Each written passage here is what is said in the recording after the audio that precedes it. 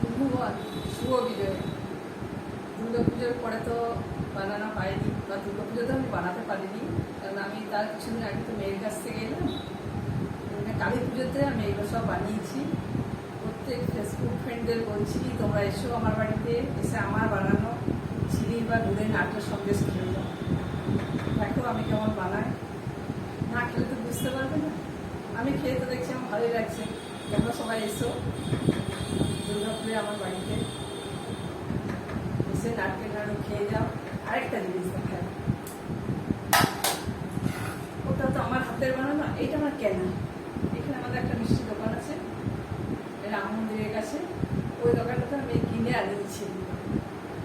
সবাই দুর্গা পুজোতে এগুলো করে, কিন্তু আমার সময়ের অভাবে আমার হয়নি, তো আমি কালী পুজোতেই করলাম। তাই প্রত্যেক বন্ধুকে বলছি, আমার বাড়ি এসো, এসে তোমরা মিষ্টি মুখ করে, তাহলে আমার খুব